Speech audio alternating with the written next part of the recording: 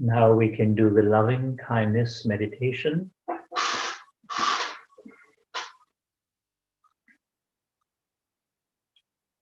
May I be well, happy, and peaceful.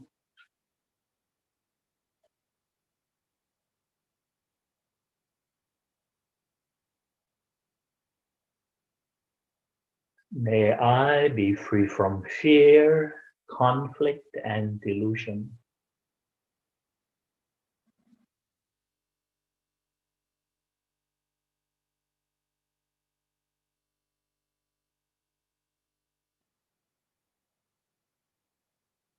May my family and friends be well, happy, and peaceful.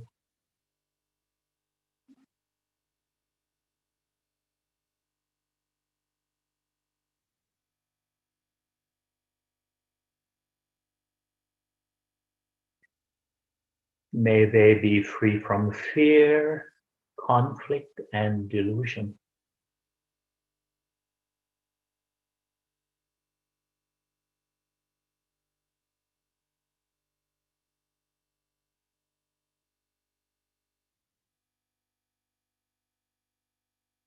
And if you're in the working world, may my co-workers be well, happy, and peaceful.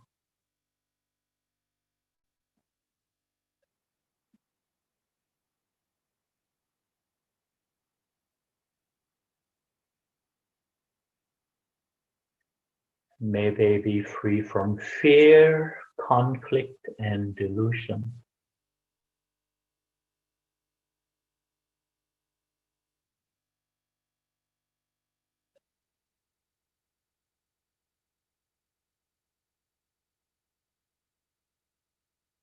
May all beings be well, happy, and peaceful.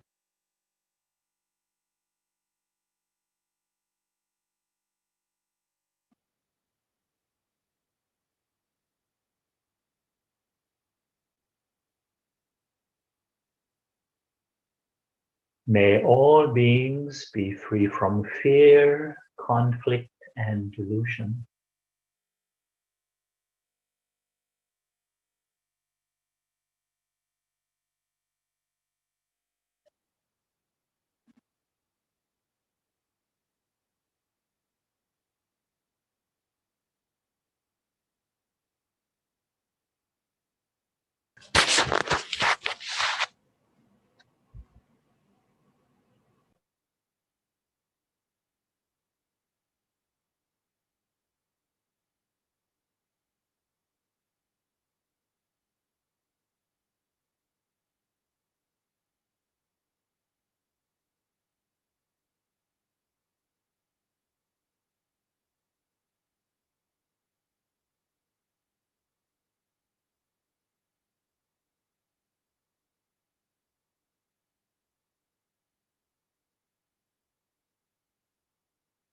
We may rub our hands together.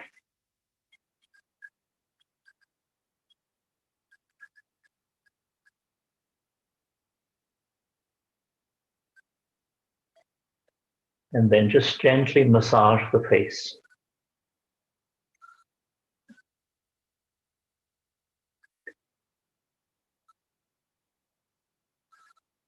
Be aware of the touch sensation.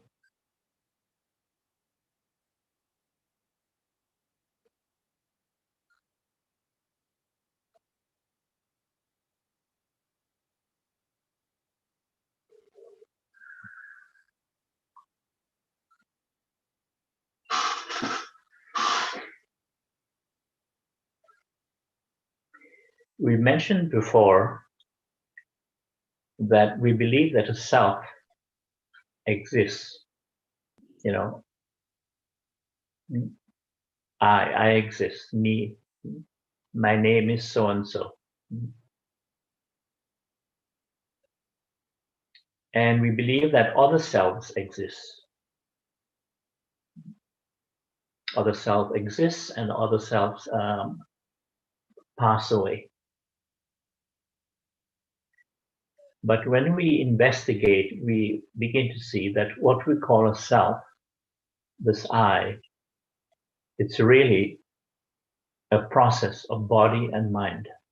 In the Pali language, it's rupa and nama, physical and mental process, phenomena. And we're alive because we're a process. It's constantly changing. If we were not a process, we wouldn't be alive. And when you reflect on it, it is so obvious. But we tend to overlook this fact, this very basic, simple fact, because we are social creatures. We are social animals. And we use language. We use labels to communicate. You know, I, you, he, she, we, us, and so on. And of course, we use names to identify each other. And of course, we become very attached to our names. We identify very strongly with our names. Just like we identify very strongly with this I. We think this I is permanent. And it seems permanent.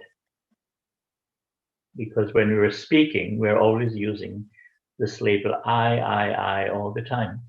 And of course, the equivalent of this I in other languages. But really, this I is just a social label that we use, just like our names. Our names are just social labels. Because, you know, when we were born, we didn't have a name, but our parents gave us a name and wrote it on the birth certificate. But when we begin to investigate and being very mindful, very present, you begin to see this fact of body and mind, this process, rupa and nama. And we mentioned too that when you first hear this teaching, that where this process of body and mind, physical and mental phenomena, is just an idea, just a concept. But when you do mindfulness practice, you begin to see the fact, the reality of it. So very briefly again, say if you're doing mindful breathing, the physical sensation of the breath, you know, the rising and falling of the body, chest, stomach area, or sometimes you feel the breath at the nostril. That is the body or the physical, rupa. And the awareness of the physical sensation of the breath, that is mind or mental process, otherwise known as nama. But we have to do this on a regular basis. We recognize body and mind, rupa and nama. Then the truth of it becomes more clear. And as we mentioned, say if you're doing mindful walking, the feet moving and touching, that of course is the body or the physical. And the awareness of the body moving and stepping, that is mind, mental phenomenon. So you see body and mind. Likewise, say if you're say eating mindfully, the physical sensation of eating, like tasting, chewing, swallowing, that is the body, the physical process, rupa. And the awareness of chewing, tasting, and swallowing is mind. It's like when you're washing dishes mindfully, the same thing, the physical sensation of washing, and including the sensation of the water. Maybe it's warm or cold. You can see body and mind even when you're washing the dishes.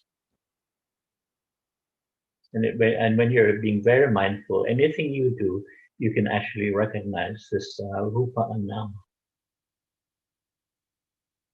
you really begin to see the fact of it. So, as I mentioned before, if you ask me who is speaking at the moment, it's just Rupa and Nama, body-mind process. And on the social level, I can say, my name is Bhante Kovida, I'm a monk, I'm a Dharma teacher, sometimes I travel, and so on. That is just the social label. And we all have stories, though. We all have stories. As human beings, we all have stories based on memory, knowledge, information. But that at a deeper level, there is just body and mind. And we mentioned also that when somebody dies, when there's a death, we usually say somebody dies or somebody passes away. So that is our social language or social convention. But at this deeper level of realization, it's really the body-mind process simply stops working. It shuts down because it is a process. And this is why one of the characteristics of existence, facts of existence, is constantly change and impermanence. And this is the main reason why the characteristic of existence is change and impermanence, because we're this process. But we tend to overlook this. So not only are other people changing, because there are also processes of body and mind, but things are always changing outside of us. And of course, within us is also constantly changing. So the Buddha said, the world, it's really this body and mind, this process. And it is this world that we should see as impermanent, with its six sense consciousness. Because we have, as you know, we have five senses: seeing, hearing, smelling, tasting, and touching, and the sixth sense of the mind itself, the ability to think and imagine. So when the Buddha said, see the world as something which is impermanent and constantly changing, see the world as something which is unsatisfactory and uncertain because it's constantly changing, and see the world as something which is empty of a permanent self. He was not speaking about an external world, an external empirical world, but the world here of body-mind process and the sixth sense consciousness, because it is where the world begins. Now, initially, we don't see this because we're always looking outside of ourselves. And we think this I, the center of experience, is separate from the world. But when we are very mindful, when we practice, we reflect, you begin to see the world really begins where you are. For example, you can hear all the news about the pandemic, and we know there's a lot of suffering. Many people are going through difficulty, challenges, of course. Many people are getting sick. There are also deaths and so on. But where do we experience this? Where do we really experience all the problems of the world? It's here in our body and mind, in Rupa Nama. This is where it all begins. Now, we mentioned too that going at a deeper level of this body-mind process, we have the five aggregates, or the five skandhas, or you can call it the five factors of experience. There is a physical form that has all the sense organs. There is feeling or sensation. There is perception. There is mental reaction. Mental reaction and intentional action, they go together. And there is consciousness. So we have the physical form with the sense organs. There's a feeling or a sensation. There's perception. There's mental reaction. And there is consciousness. These 5 things. Now, when we first hear these 5 things, or you read it, it seems a bit complicated. And we don't see how these 5 factors are related to our everyday experience. This is why I like to give a simple example to demonstrate these 5 things working in our daily life. And then we can relate to these 5 things. Now, before I give you that simple example, I like to clarify what perception is, because many people are not sure about perception. What exactly is perception? Perception really is the ability to recognize a sense object. For example, if you see something, say a television, you recognize it, that's a television, or that's a tree. And maybe you recognize, maybe that's an apple tree.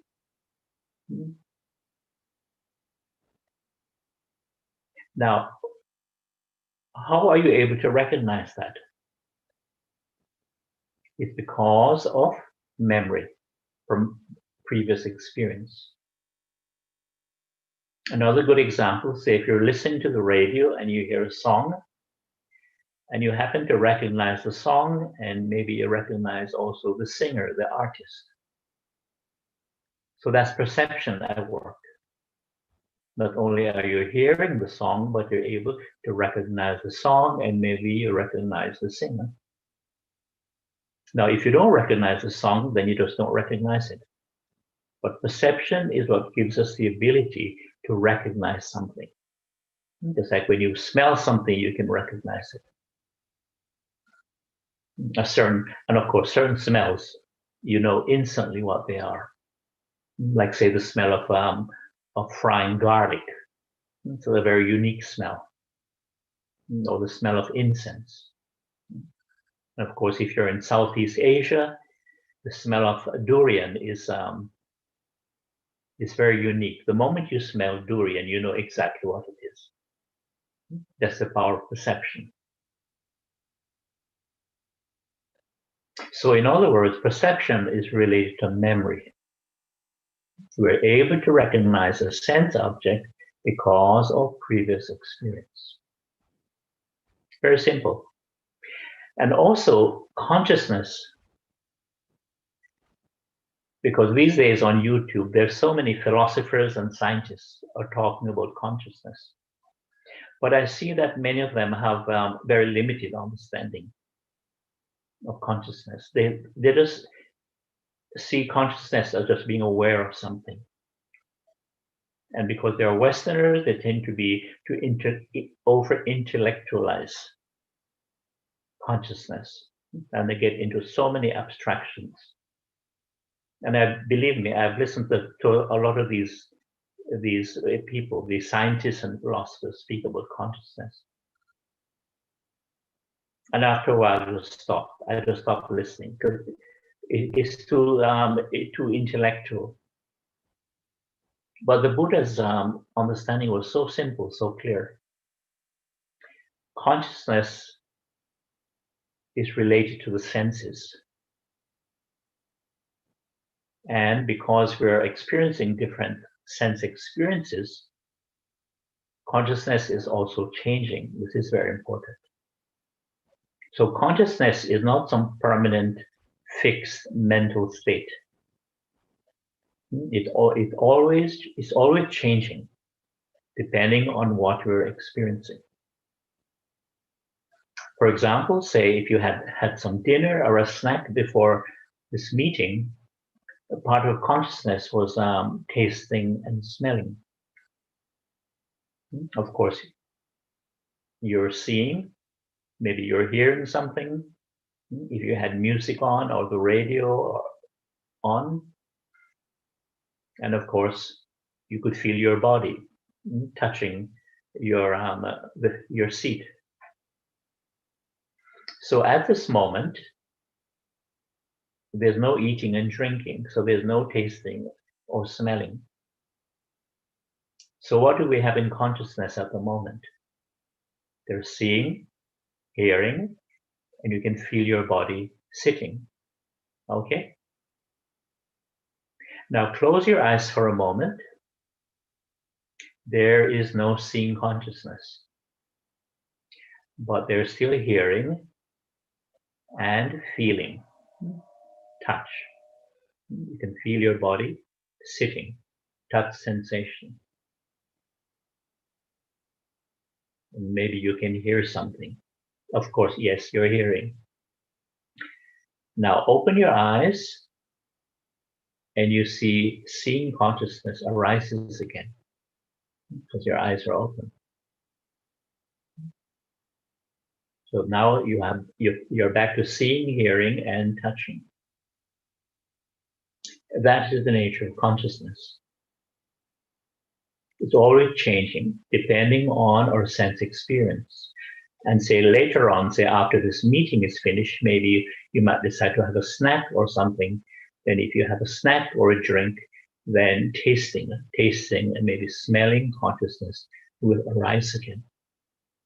Very interesting. So that's the nature of consciousness. And of course, when you're thinking is a part of consciousness. And during meditation, if you happen to experience silence, the total silence of the mind, then even thinking consciousness stops in that state of silence, of samadhi. And what is interesting tonight, when we all go to bed and we go into deep sleep state, usually it's between 1 to 2 hours. This is before dreaming. In that deep sleep state, there is no consciousness. We're actually, physically, we're dead to the world. The body might be alive, but mentally, psychologically, there is no consciousness. This is why there's an old saying, when you're in deep sleep, you're not aware of anything, you're not dreaming anything. We're really dead to the world. So we actually die every night mentally. Very interesting. But after 1 to 2 hours, when the brain comes out of that deep sleep state, then the thought process starts up again. And that's what we call the dream state. And if you observe your dreams, you see that our dreams are all memories, all mixed up. Because thinking is related to memory, past experience, knowledge, information. Very interesting. And sometimes in our mixed up memories, maybe there's some fantasy that comes in. Maybe if you're having some anxiety, sometimes the anxiety will come out in a dream. You'll have an anxious dream. Or if you're having a conflict, sometimes the conflict will arise in the dream and so on. Very interesting. And eventually when we wake up and it's a new day, then consciousness creates the world. And consciousness, when we wake up, creates the world as we know it, our house, or family, or jobs, and so on, or environment. Very interesting. So this is a simple example that I'd like to give to demonstrate these 5 factors that create experience. Say you're walking in the forest or in a park. Of course, your physical form is involved and your sense organs are involved. And say you hear a sound. So that's hearing consciousness. You look towards the sound and your eyes see an object. With perception, you're able to recognize that object as, say, a frog or a snake. You recognize it. That's perception at work. From that recognition, that perception, comes a feeling, a sensation. If you happen to like frogs or snakes, naturally, a pleasant feeling will arise. You know, you're happy, you're delighted to see the frog or the snake. On the other hand, if you don't like frogs or snakes, the opposite happens. You experience an unpleasant sensation, feeling. And maybe, of course, aversion will arise, some fear, because you don't like that frog or the snake. From your reaction, from your feeling, sensation, comes your mental reaction. And if it's a pleasant experience, you might decide to stop and look at the frog or the snake, because you're not afraid of it. There's no aversion. And you might want to play with it. But if you don't want to touch the frog or a snake, you might pick up a stick, a little stick, and just gently play with the frog or the snake. Because there's no fear, no aversion. On the other hand, if it's unpleasant experience and there's fear, there's aversion, then your mental reaction will be very different. You will not want to stop and look at the frog or snake. Quickly, you might decide to walk away. And if you're really scared, very anxious, you'll run. You'll run away. And in some cases, somebody might want to, because their aversion is so strong, they might, pick up a rock or something and they want to hurt the frog or the snake. So that is a simple example of these 5 factors, these 5 aggregates working to create experience. First, you hear or see something, then there's perception, there's a recognition of what you're seeing or hearing. From that recognition comes a feeling or a sensation.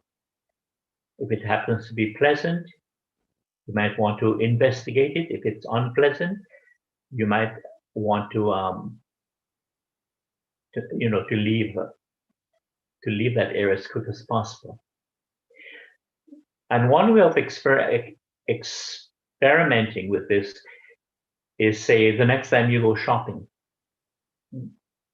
maybe the supermarket. Of course, in Malaysia, you have these public markets, you call them pasar malam.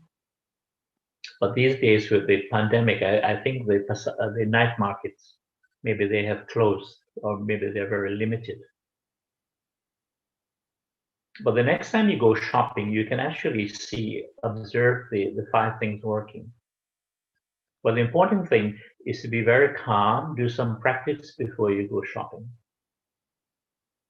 And then when you go to the supermarket or go to the pasar malam, just be aware of what you hear, what you recognize, the sensations you have.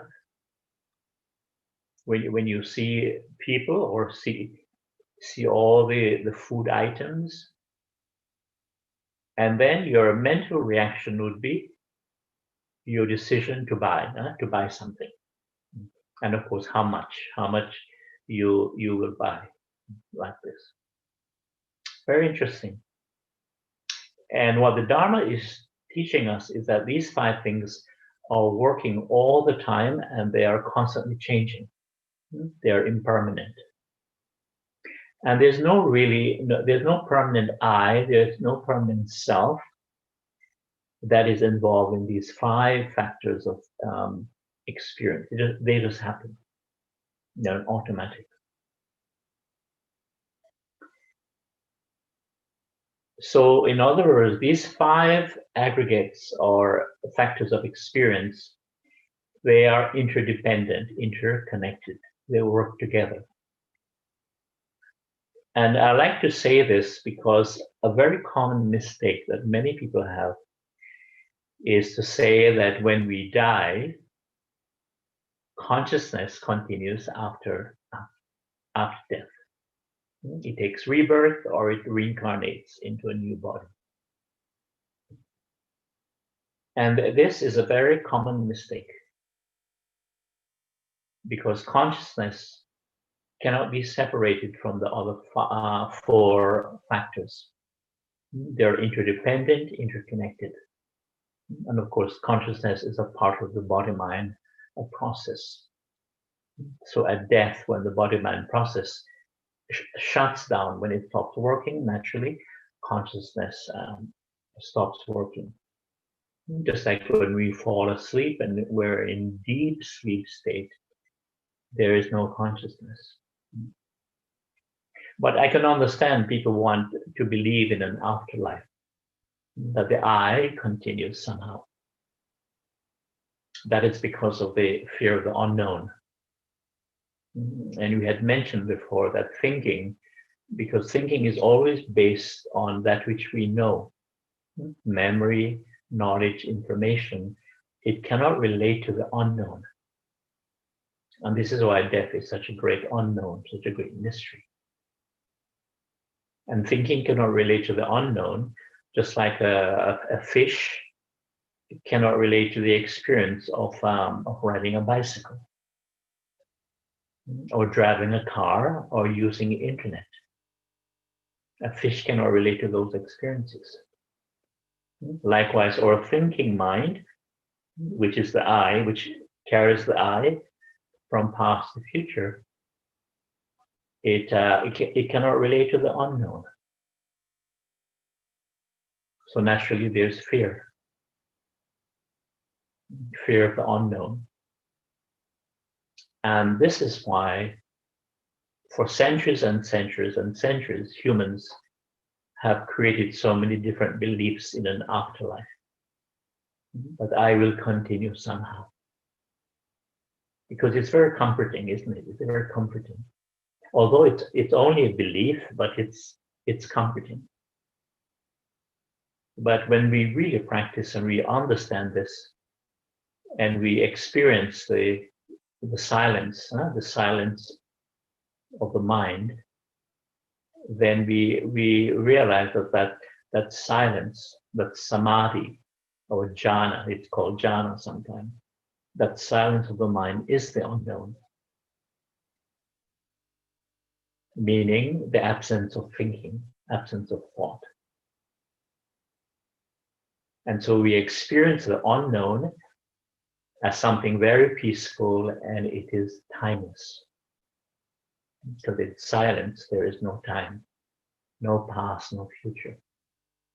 Because it's thinking that creates time as past and the future. And of course, the I is related to past memories, a collection of past memories, and of course, future plans, future hopes and dreams, future goals, future desires, and so on. It's very, very interesting. And so when we understand this, and when we practice, we experience the silence as something very peaceful, then there is no longer fear of the unknown. Just like tonight when we all go to bed, we're not afraid to go into deep sleep. Of course, we always assume that we're going to wake up the next morning. Of course, people die in their sleep also, which is actually one of the best ways to die.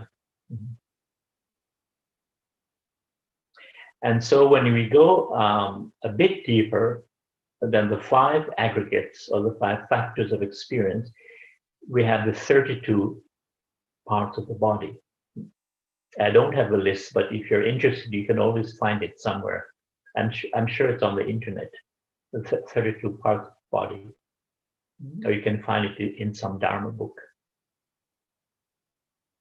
And at a deeper level, we have the elements, and there are 6 elements: earth, water, heat, air, space, and the element of consciousness. Maybe not next week, but maybe the last meeting on the 18th, we'll have time to do the reflection on the body and the elements. It's a wonderful, very profound reflection to do. And I like to do it because, again, when you first hear about the elements, it's just a concept.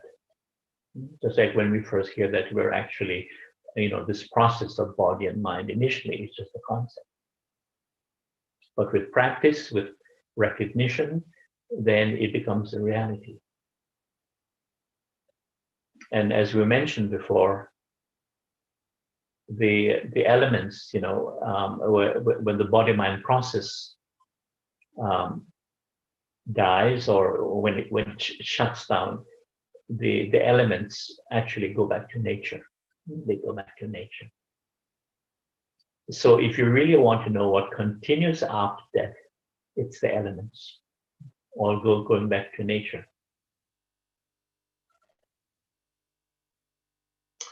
And we mentioned too that the elements, at a deeper level than the elements, you have atoms, vibrating atoms, otherwise known as cosmic energy.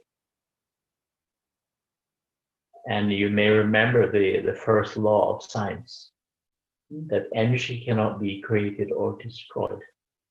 It can only change its form, and it can move from one place to another.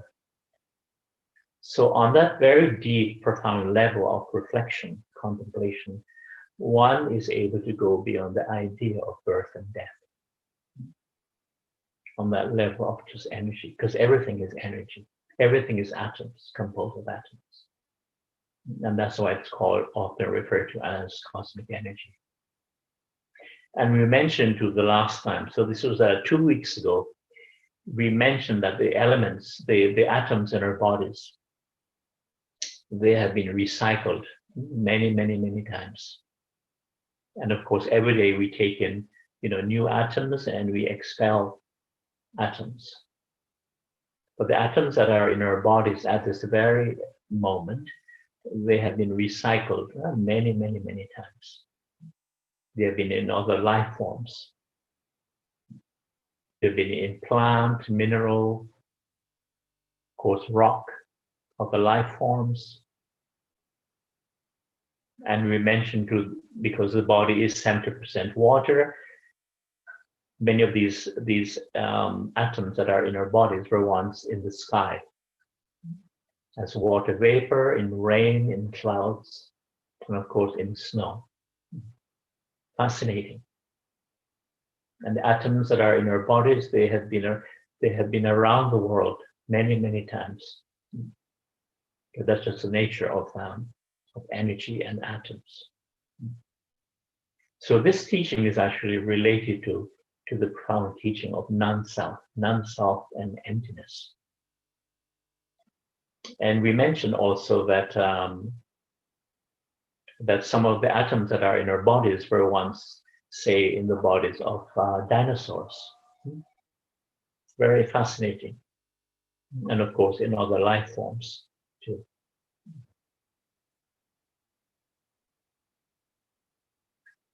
So at this time, are there any questions? Any questions?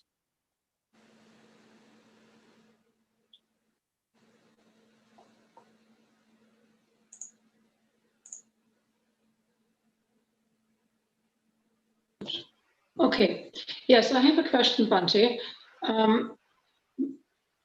When you say that there is no continuation at all of us. How does the Buddhist teaching then, how do I reconcile the Buddhist teachings about many lives and about karma that you bring into this life from past lives and that goes into future lives? So all of this is just a construct of the mind? Yes, these are just ideas. These are only ideas. Yeah. You see, because I often say that I've always had a good memory from early childhood. And being the last child in the family of 6, I was always surprising my older brothers and sisters how I could remember things that they assumed that I was just too young to remember. Now, the reason why I say this is that if it's one thing I cannot remember, is a previous life than this life, than this physical life. So this is why when I hear about, people, these children who can remember, especially in India, 1 or 2 cases in Sri Lanka, that they can remember past life. To me, it's interesting, but it's not important. No. But what because does I become, really base. Yes. but what does become important in terms of the Buddhist teaching is this karma. Yes. So from my understanding, the meaning of karma is to do. To do. That is the meaning, the original meaning, karma. So in other words, it's really cause and effect. Action and reaction in daily life. It's very simple. Yeah. That's but what I many always people. thought. Yes. Yeah, that's what I always thought, that when I listen to specifically the Buddhist monks talking about this, I'm thinking, okay, am I missing something? Or in the end, I just have to believe what I believe to be true.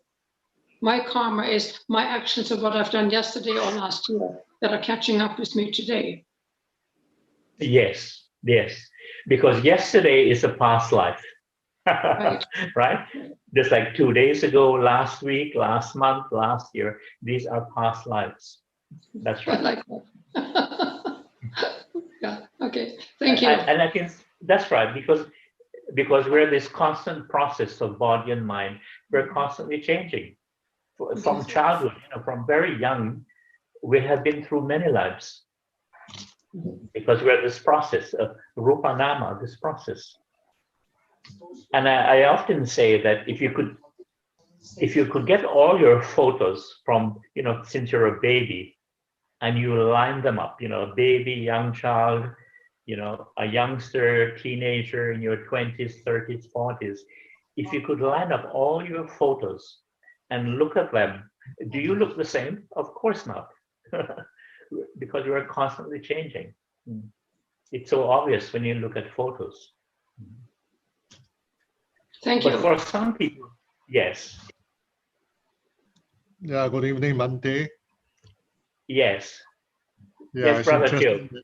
Yeah, the lady asked the question that I have the same question that I'd like to ask.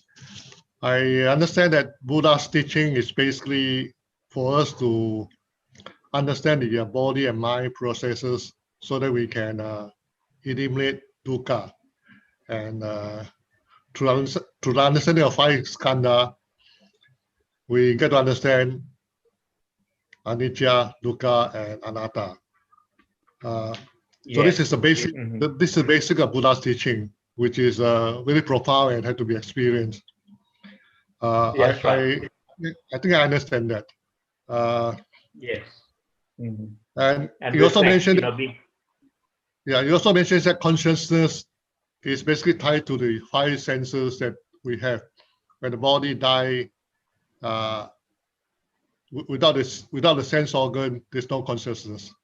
That's right. I can. Yeah, 6. I think I can understand that. The mind is the 6th sense. That's right. Yeah. That's right. But we also understand that, I think, from our secondary school science or physics, that energy cannot be created or destroyed. That's right. We are basically energy. So when we die, the energy had to go somewhere. Yes. Okay, and from some scientific study, I think there are some scientists who did a lot of study that some people actually can remember past life,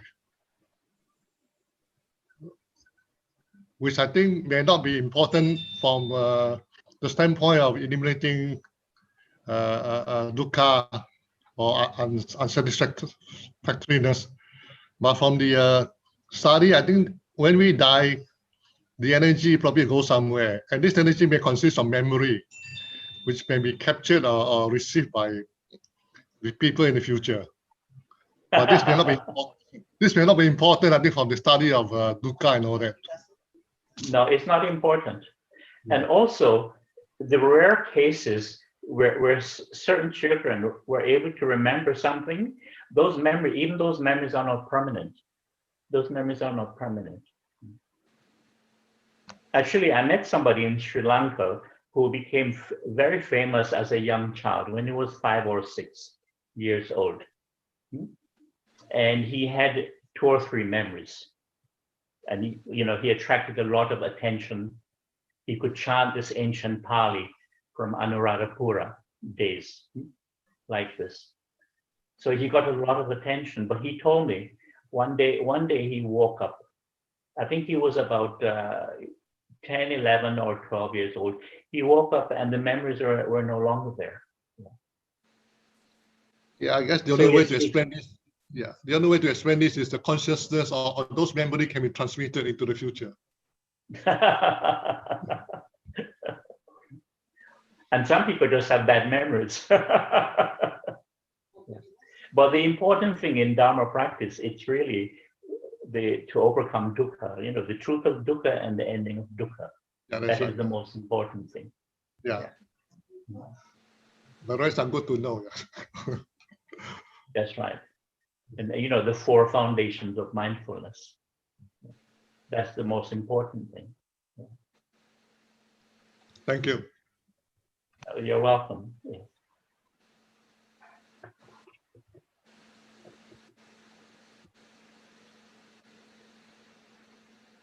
I'd just like to do a reading. Once you understand non-self, then the burden of life is gone. You'll be at peace with the world. When we see beyond self, beyond the idea of me and mine, we no longer cling to happiness and security.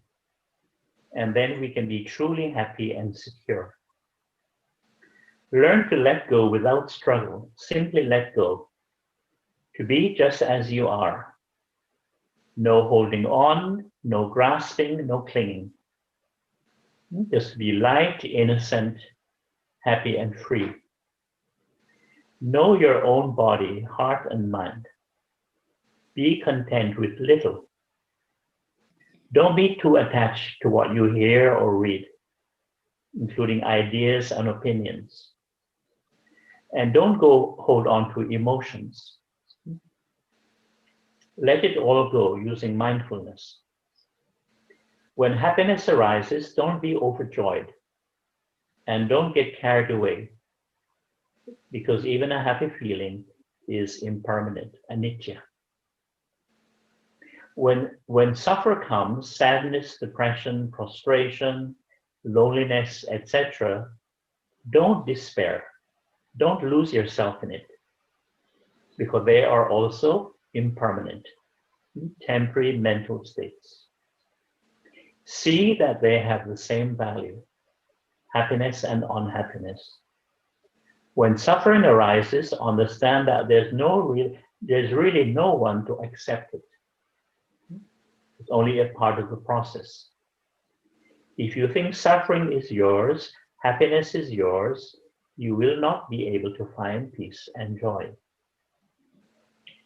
When we no longer identify with and cling to happiness and unhappiness, we are simply left with the natural way of things, the arising and passing away of mental states or phenomena. When your knowing is constant, you see that this is really all there is. Everything is just birth and death, arising and passing away. And it is not that there's anything which carries on. There is just this arising and passing away as it is. That's all. This kind of seeing and mindfulness will give rise to a tranquil feeling of dispassion, detachment to the world of the senses. Mental activity is like a deadly poisonous cobra. If we don't interfere with the cobra, it simply goes its own way. Even though it may be extremely poisonous, we're not affected by it. We don't go near it and we don't hold it, and so it doesn't bite us. We don't cling to it or we don't identify with it. The cobra does what it's natural for the cobra to do. If you're wise, you leave it alone. This is by Ajahn Chah, a very wise teacher. People are always looking outwards, looking at other things and each other. They look at this hall, for example, and they say, oh, it's so big. Actually, it's not big at all.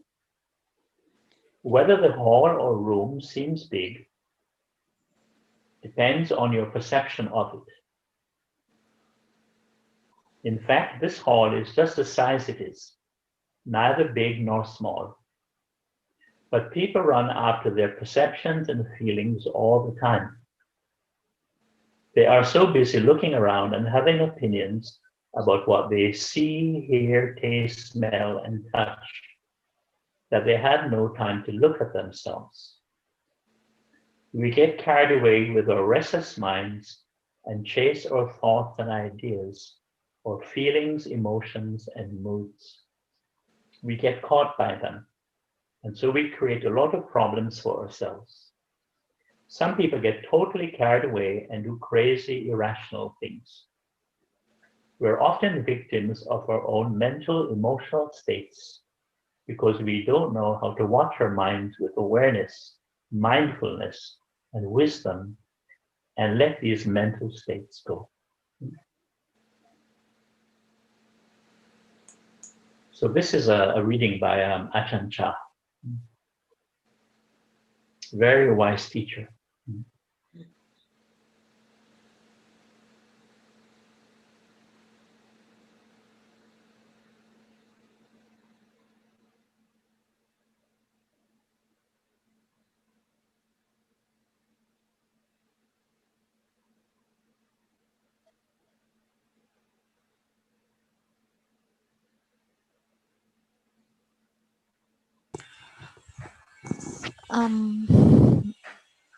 Bhante, I have a questions.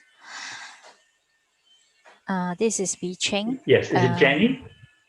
No, this is Bi Cheng from Singapore. Okay, Bi Cheng. Yeah, I just like in these several months learned quite a lot about all these concepts about selfless. There is no one there. There is no me. There is no others. Everything that happen, it happened for a reason. Perhaps when I say a reason, it probably described as a combinations of various factors, either as yourself or with anyone that you interact with. Anything that it happened for itself. No one actually purposely create such situations to let you feel happy, to let you feel bad, and all that. It kind of like to explain something has been already fixed or faded because of maybe your past life or even current life, whatever things that you are doing daily. Because of all these interactions, all these various factors that chip in together, and coincidentally it happened and something happened. if this is the case, because sometimes, although we know if we are mindfulness, we will watch how is this thinking arise, and then from there, perhaps is to decide whether we should take this action and not that action. But again, you see, when we are contemplating about should I do this, should I do that, it is already thinking. May not be really that mind so-called. So we are still subjected to a lot of thinking, and perhaps because human is imperfect, so when come to this thinking, Yeah, because it's such a habit, right? Or thinking is such a habit. yes, We yes, identify, yes, and yeah, we identify with everything we experience. But here's yes, something interesting. When you're very mindful, you begin to see, yes, we have experiences, some pleasant, some not so pleasant, but there's really no center of experience, there's no experiencer.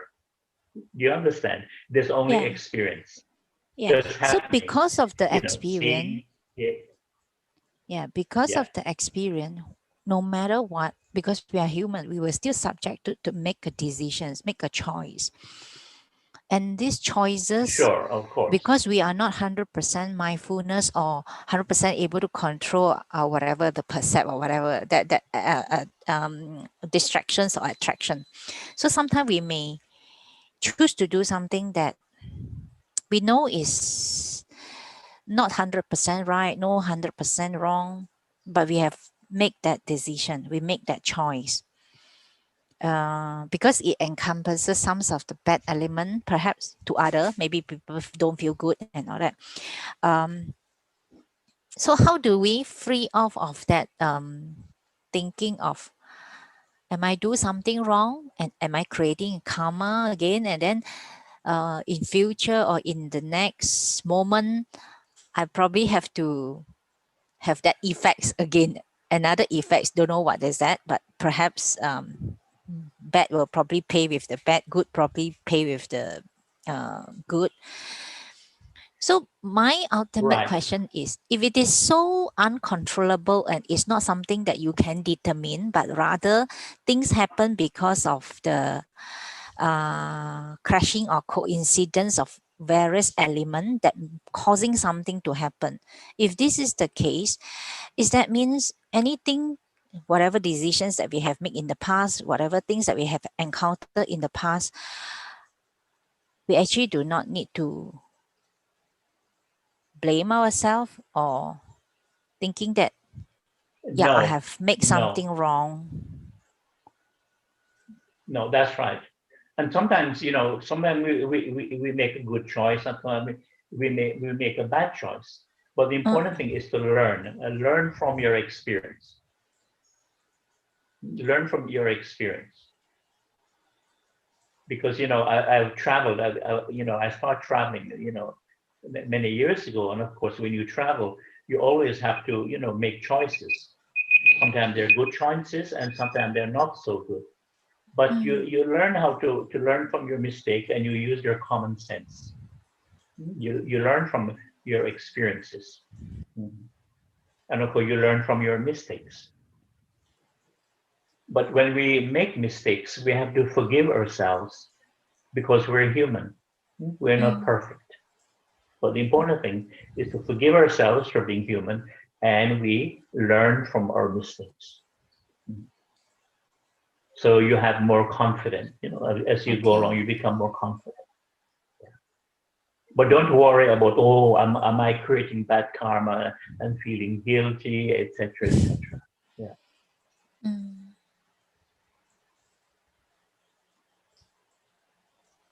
For So example, one is of the that best. like, Yeah. yeah, so is that like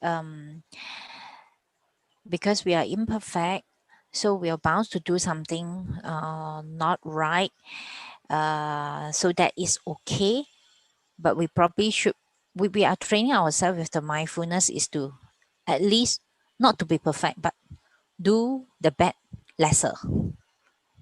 Yes. Yeah. And as I said, if you make mistakes, you learn from it. Learn from your mistakes, and trust your intelligence, your common sense. But don't keep blaming yourself, for mistakes you have made.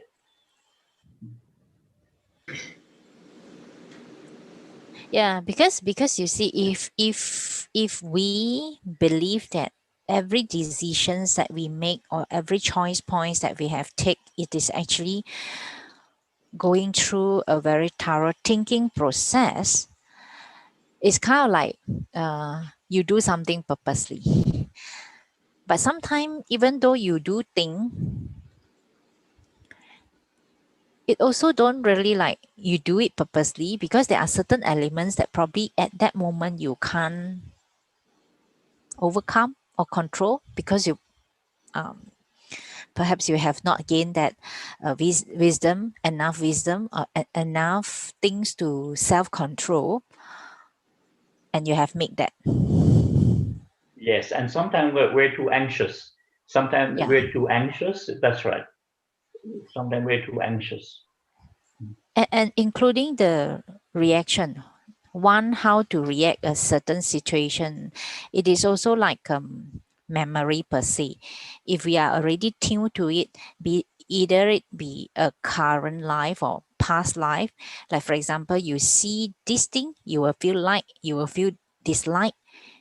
This type of memory somehow probably also is embedded there. So you do have that basic instinct to react to something that you will feel like and you don't like, even though you may Yes. not So be. with mindfulness, yeah. So with mindfulness, we learn how not to react. Not so react so quickly. But it takes practice. It takes practice. Go to your breath. Say if something unpleasant is happening, go to your breath, or you can do the simple Qigong, breathing in, breathing out, and just smile. Say if somebody's being unpleasant, somebody's giving you a hard time, say work environment, or a family member is being unpleasant. Just breathe. Just focus on your hands. If you can't focus on the breath, just focus on the hands and just breathe and smile, and you don't react. But it takes practice,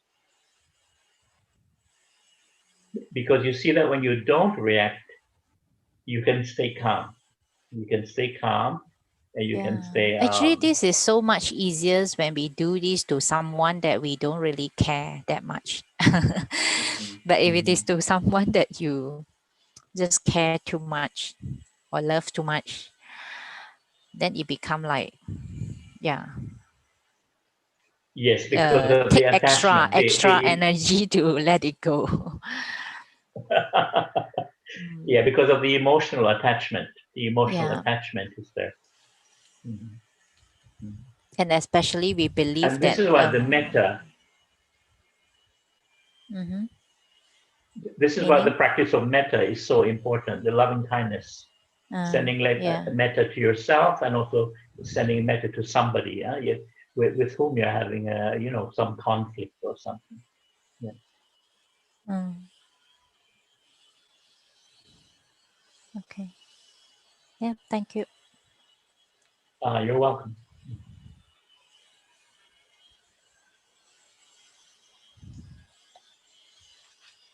So you can see the video on the YouTube video, the benefits of mindfulness.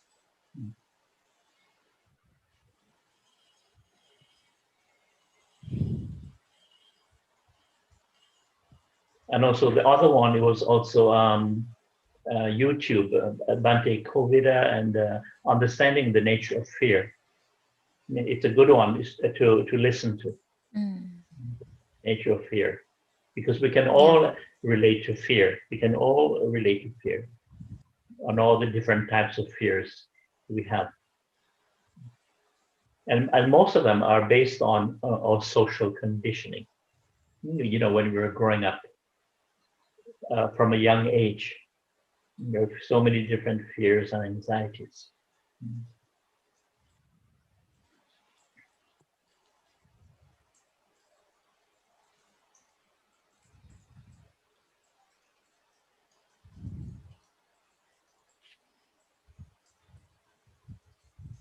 Bhante, we have maybe for one more question for today, if anyone has, and then we can close it. Okay, is there Anyone?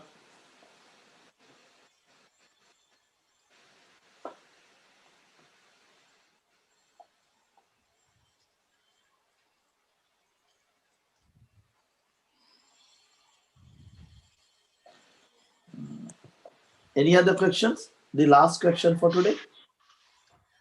I think there's one YouTube video from KL. I speak about the three characteristics of existence. Impermanence, unsatisfactoriness, uncertainty, and no permanent self. I think there's a talk from KL, from Mahapihara. You can listen to that one. Bhante, I have a question, if you don't mind. Yes. Bhante, I have a question. Why we will all have the feeling of I, myself, even though it is ourselves are not belong to us, because it's not within our control, but still we have the feeling of myself. Where it is coming from? Is it necessary, or is it has to be actually? It is necessary. So you see, we all have self. We cannot avoid it because it's a part of our social conditioning. It's based on thinking, it's based on language, and the way we speak, right? I, you, he, she, and so on. And we begin to see that we do have a self, but it's a conditioning in the mind based on thinking, language, memory, experience.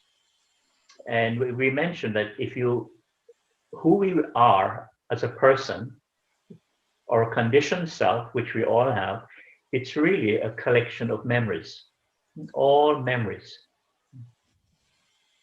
For example, if you meet somebody for the first time and you naturally speak about yourselves, what do you speak about when you're telling people about yourself? It's all memories. Tell who am I, and start from there. Yeah, all your history, right? All your personal history. It's all very the past, yes. That's right. It's all related to the past. And of course, we have some future plans, goals, hopes, and dreams. Because it's all created by thinking. Thinking is related to memory and the future. So in other words, the self we all have is conditioning, and it is created by thinking process. So it's a conditioning in the mind. Thank you, Bhante. But it's not something which is permanent. It's not something which is permanent, because we're changing all the time. And of course, when we have new experiences and we learn something new, it also becomes a part of who we are. That's right. Including future plans also.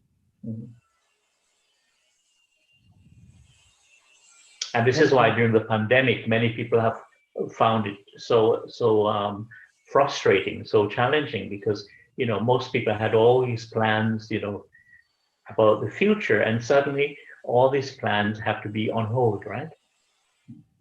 All these plans have to be on hold because many things that we take for granted, we can't take them for granted anymore because of the restrictions, the lockdown, and so on.